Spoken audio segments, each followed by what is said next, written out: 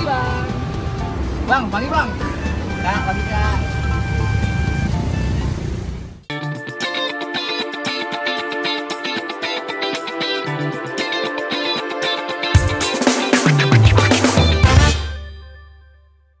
Selamat pagi.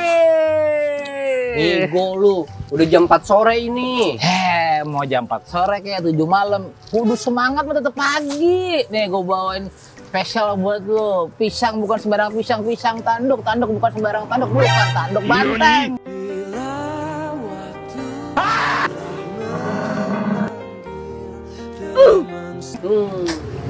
Paham gua kenapa lu dari tadi pagi-pagi mulu. Apaan coba?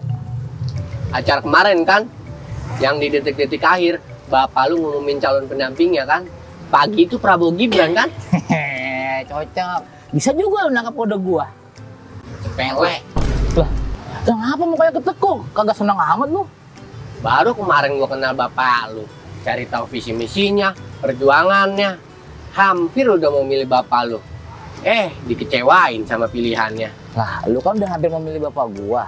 Terus kenapa sekarang begitu? Emang ada yang salah dengan bapak gua? Ya gua bingung kok. Gara-gara kemarin ramai di medsos, banyak yang bilang Gibran terlalu muda lah, pengalamannya belum terlalu banyak. Dan dia dipilih bapak lu karena anak presiden aja. Toh, nih ya, lu kan udah hampir memilih bapak gua. Lu udah tahu doi orangnya kayak gimana. Lu juga udah tahu apa yang dia perjuangkan. Lu udah tahu nih track record dia buat rakyat kayak gimana. Nih tuh aku kasih tahu ya, kadang tuh pemimpin mengambil keputusan ini nih. Sekarang kita tuh belum ngerti alasannya kayak gimana. Tapi nanti begitu ke depannya kita udah tahu itu alasan yang bermanfaat bagi masyarakat, baru deh kita paham. Serah lu deh, Wok. Ini dan itu aku kasih tahu ya malu ya. Dulu tuh waktu bapak gue bergabung ke pemerintahan banyak yang kecewa, banyak tuh yang kagak suka sama keputusannya. Tapi tuh setelah terbukti banyak manfaatnya buat masyarakat, baru deh setuju. Persatuan kita kejaga, pertahanan kita makin kuat, penanganan COVID juga makin cepat waktu itu kan. Pertumbuhan ekonomi kita melesat cepat. Iya, itu bener, Wok. Tapi lu belum jawab soal Gibran kenapa terlalu muda, pengalamannya belum banyak, dan dia anak presiden. Gua kasih tau nih atau di negara-negara maju tuh usia muda tuh udah jadi pemimpin pemerintahan. Kayak ini nih, PM Finlandia itu dia dilantik usia 34. Terus ada PM dari Selandia Baru dilantik pas usia 37. Sama itu tuh Presiden Prancis usianya 39. Terus apakah karena usia muda jadi hambatan untuk berbakti kepada rakyat? Serius lu, Wok? Kok bisa? Berarti Finlandia lebih muda dari Gibran ya? Serius? Kalau nggak percaya coba aja lu cek Google. Justru toh kita nih yang muda-muda ini harus punya peran lebih tahu, karena kan kita yang muda-muda ini paling punya kepentingan buat masa depan bangsa. Kan nanti kita juga yang muda-muda yang bakal ngewarisin dan ngerasain hasil kebijakan yang dibuat sekarang ini. Iya juga sih, Wok. Tapi kan pengalaman Gibran belum banyak. Bocah baru kemarin sore dia mah.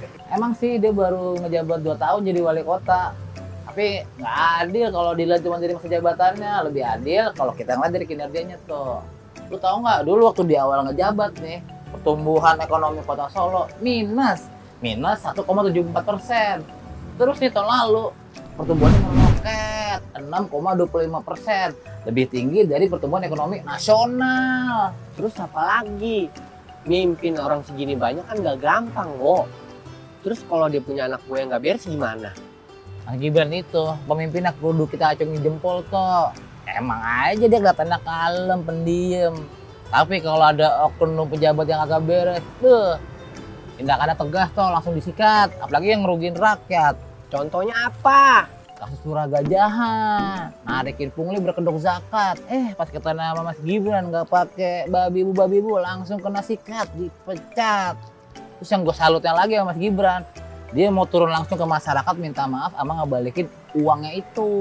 Cocok kan bapak gue? Yang paling anti dah tuh sama oknum yang ngerugiin masyarakat. Terus apa lagi yang dia lakuin pas jadi wali kota?